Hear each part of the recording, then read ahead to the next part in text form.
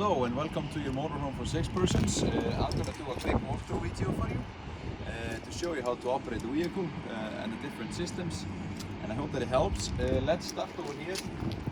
First things first, driving the vehicle is like driving any other car in the world. The only big difference is that you have the handbrake on the left side, not the right side, and also the lights in Iceland, they are mandatory and they need to be turned on with this switch over here.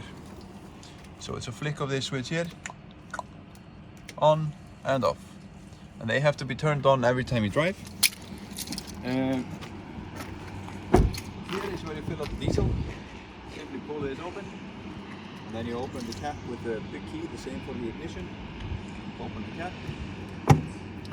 In here is the propane gas bottle, and the propane gas you use for heating the vehicle on the inside. For heating up your water, you can use it for the refrigerator, and you also use it for the stove.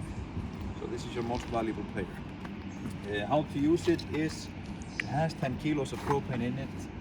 That should last you about 4 or 5 days. And before you try to operate any of the systems that I mentioned before, you have to open the gas bottle. So you screw it all the way to open before you try to use the heating or the stove or the refrigerator on the propane function. If this goes empty, you simply close it all the way to close over here, and then you disconnect this pipe over here, and then you can take the empty bottle inside the next gas station, give it to the agent that's working there and say, hey, I need a new gas bottle. They take the old one, give you a full one, and you pay for the refill. This is where you fill up the fresh water. It has around 90 liters of water in it when you pick it up, and you can always refill this on the campsites. And take note that you don't have to buy water in Iceland. Every water from the tap, anywhere, you can drink it. In here is the toilet box.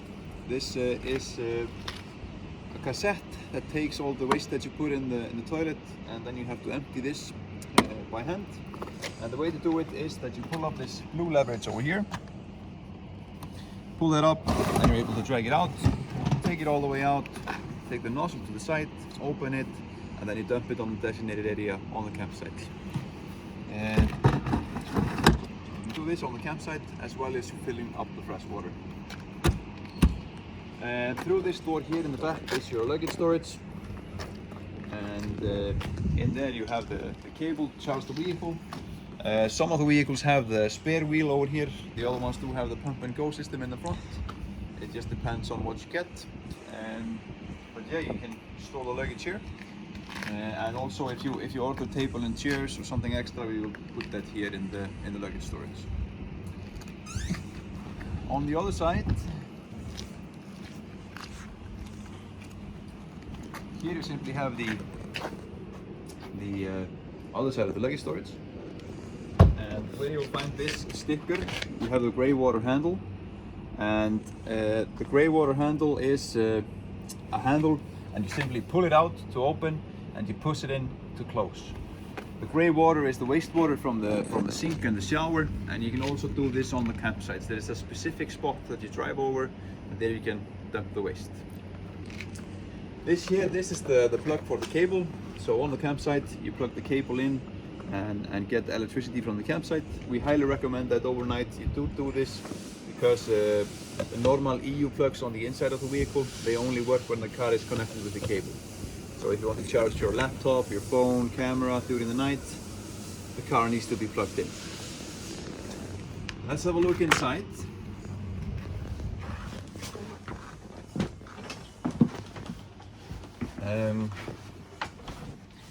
First things first, I want to show you the control panel over here. This one here is the on and off button, and then you have 1, 2, 3, 4 switches for the lights on the inside of the motorhome.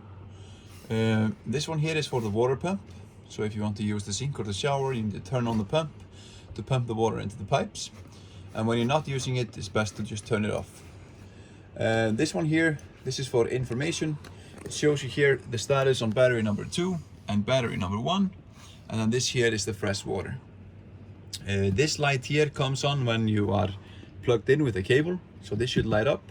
And this light that is blinking over here, this means that the gray water needs to be emptied.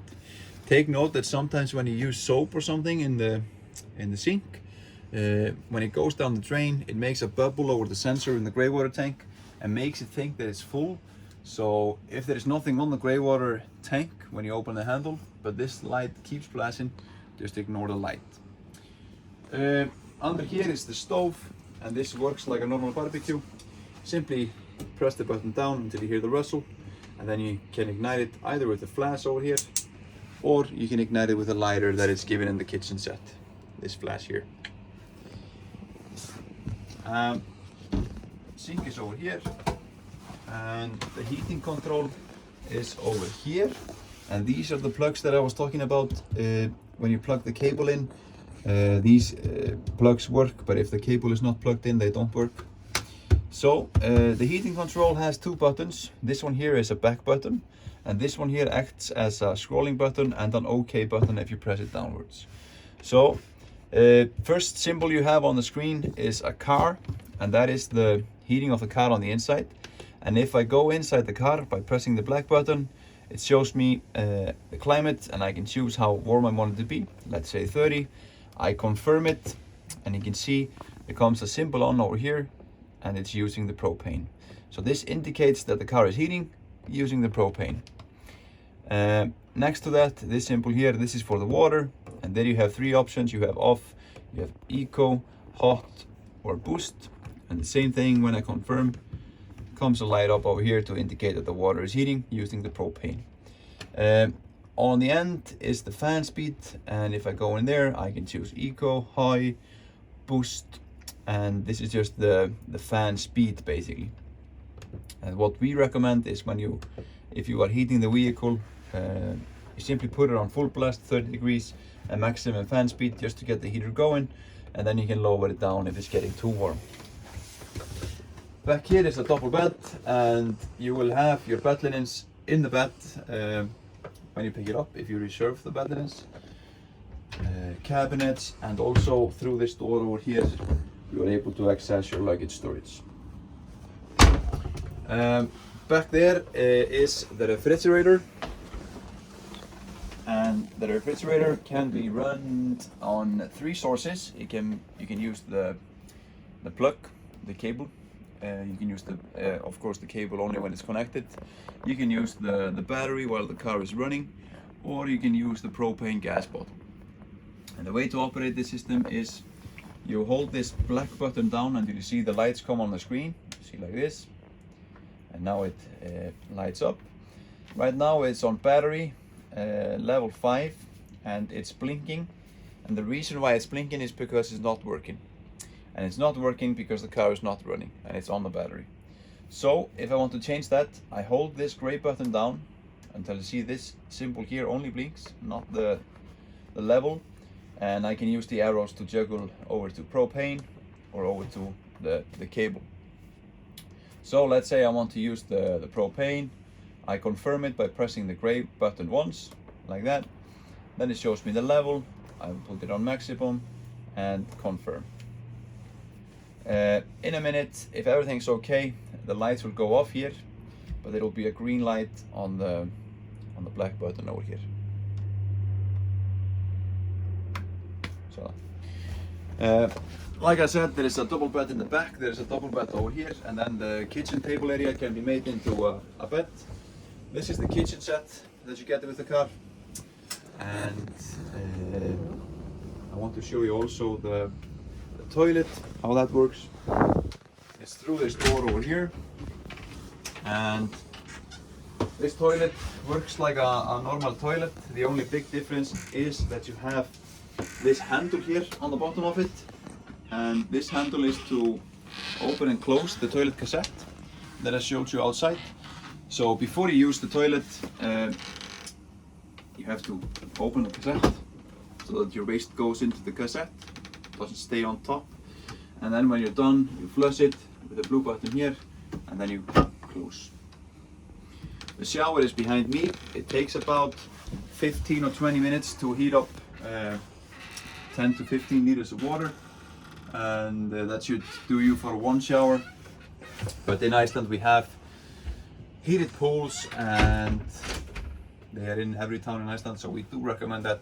It's not like your hotel shower or something, it's just in case. So yeah, I hope that this video helps, and I hope that you have a great time here in Iceland, and stay safe.